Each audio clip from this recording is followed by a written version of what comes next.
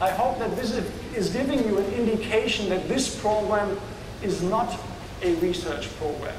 We have many hundreds of engineers and other people in our organization engaged in this program. It is the highest priority project that General Motors currently has. It is at the top of our list. And we have a very, very significant involvement of our senior leadership in this program, because they have not just delegated this task to a program team, to me and my colleagues, to make this happen. They want to be part of this learning experience. And therefore, I think it's a pleasure for us to be here today with you and to learn now from you how you see that. And therefore, Lyle, I might ask you to come back on stage, because now is the time for you to ask questions, and John and the team, everybody will be here to do Q&A.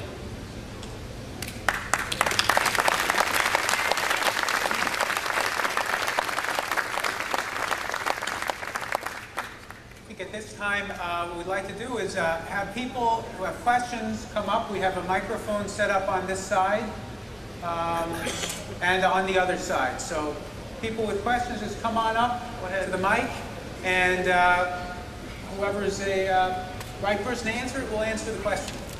So,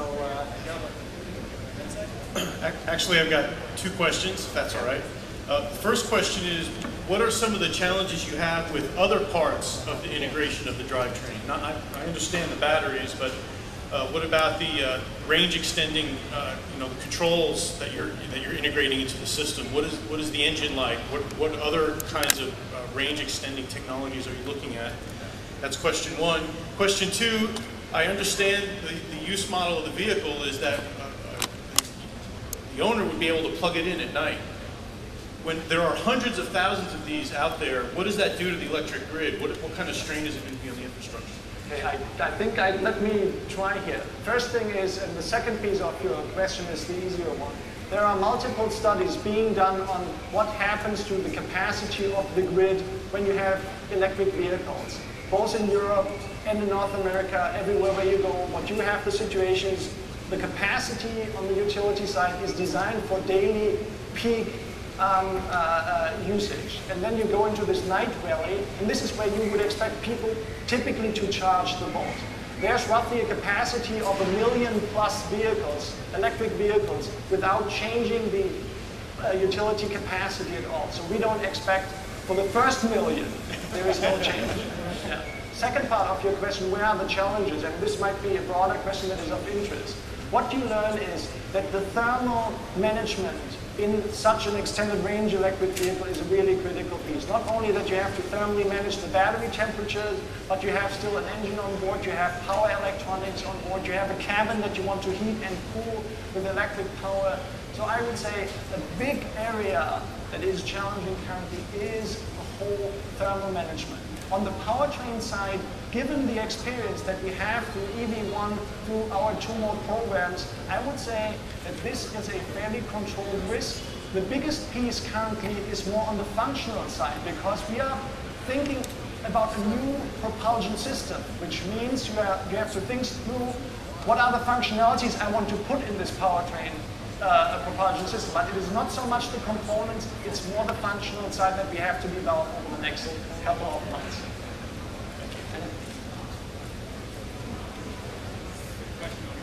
Yeah. Yeah, my name is Bob Friedrich. I happen to live in New York here. I think the design of the Volt is wonderful, and I want to thank Lyle. I think this is a great opportunity for those of us who have shown great interest in this to meet with the design team of General Motors.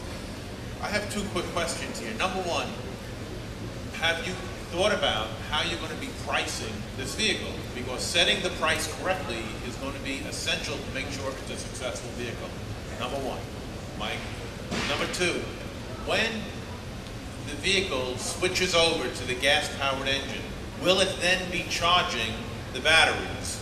And my third thing is, if you're going to design a 4-door vehicle, I think it's essential that the rear doors be hinged in the rear so they open up from the front. I think that's a feature that's very important for parents who have children, allows them to get in very easily. So can you answer those 3 questions to me? And thank you very much.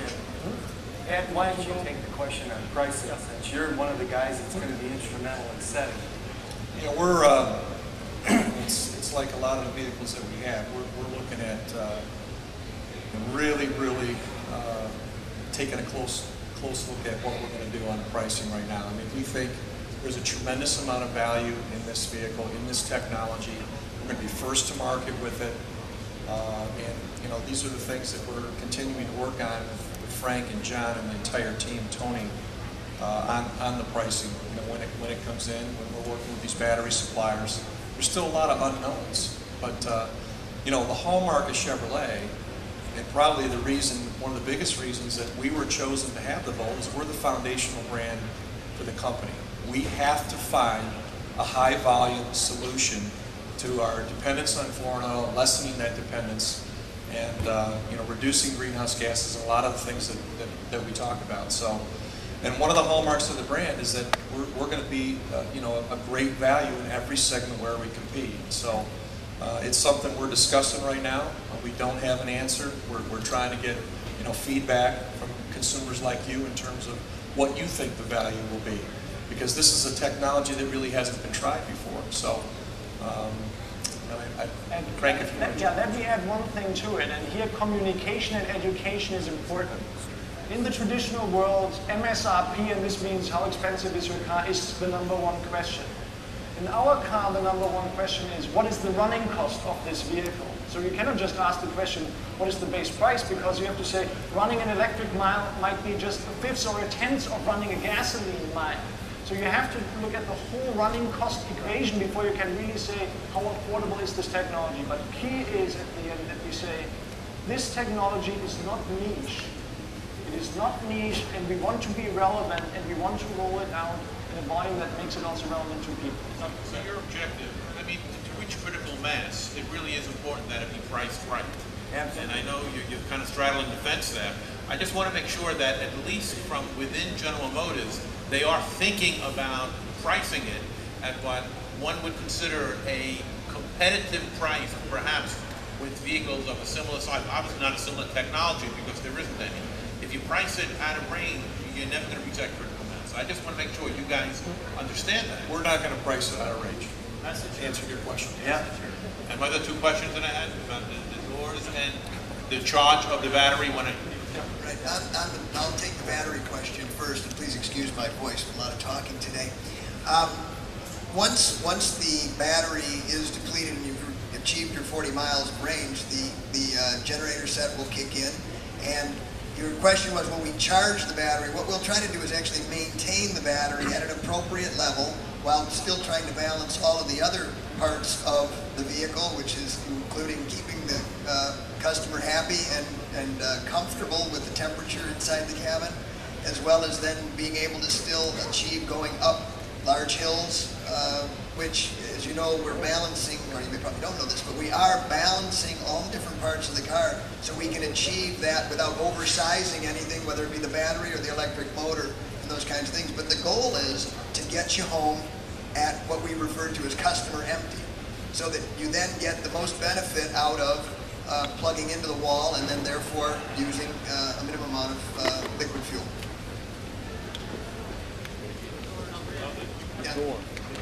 Yeah, and relative to the hinge on the doors, we're currently not looking at doing a rear hinging door, but that doesn't mean that we won't look at other body styles and other types of things as we go forward, but currently that's not on the plan. Thanks. Great questions. My name's Craig Van Battenberg, and I got a technical question for you. On the Generation 1 Prius, if you drove it really hard, a little turtle would light up on the dashboard, and the car would have a lot less power. And I own one of those cars. My question is, if I buy the Volt, and I drive around spiritedly and get a lot of horsepower out of my electric motor, whatever the kilowatts is, 50 or 75 kilowatts, when I get done driving and having a lot of fun, like I do with my little Prius, and then that little turtle comes on and I don't need power, is that going to happen with this as well? No. Is there a light that's going to light up and say, sorry, all the fun is over?